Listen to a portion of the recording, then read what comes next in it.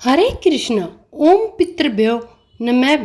प्रिय श्रोताओं, आज के इस वीडियो में आप जानेंगे जुलाई महीने में पड़ने वाली अमावस्या के बारे में, जो कि आषाढ़ी अमावस्या होगी। और आषाढ़ महीने की अमावस्या को हलहारनी अमावस्या भी कहते हैं।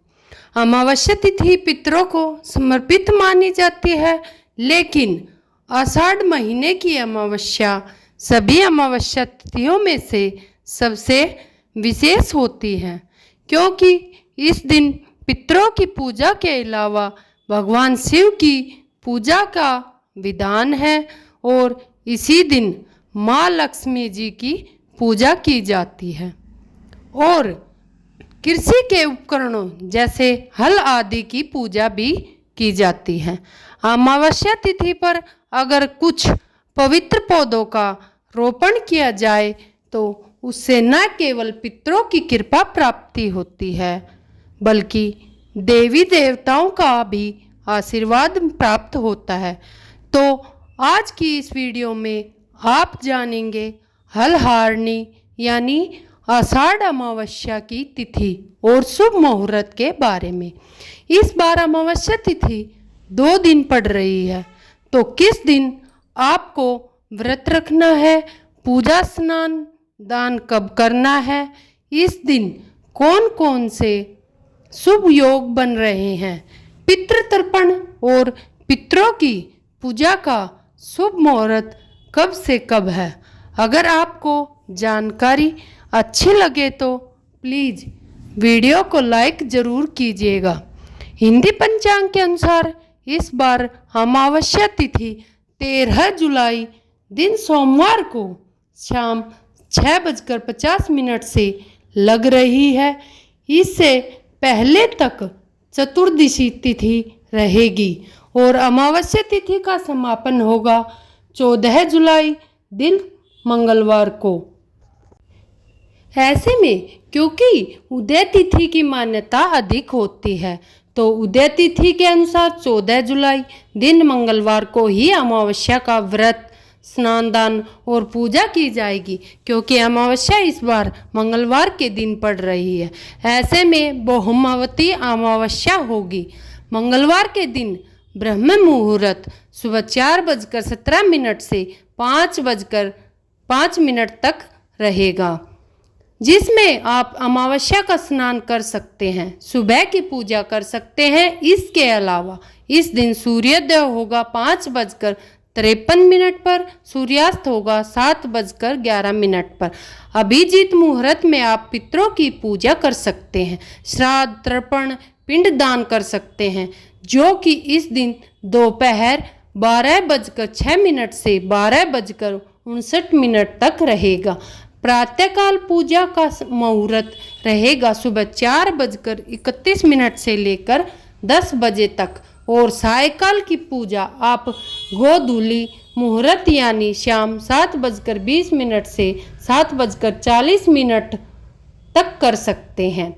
इसके अलावा रात 8:22 तक आप शाम की पूजा कर सकते हैं, क्योंकि मंगलवार को अमावस्या तिथि दोपहर 3:13 पर समाप्त होगी। इसलिए आप सुबह अमावस्या का दान सुबह से लेकर दोपहर में अमावस्या तिथि विद्यमान रहने तक कर सकते हैं। अमावस्या तिथि के दिन संध्या के समय घर के ईशान कोण में गाय के घी का या तिल के तेल का दीपक जलाएं और दीपक में रुई की बत्ती के बजाय लाल धागे यानी कलावे की बत्ती रखें।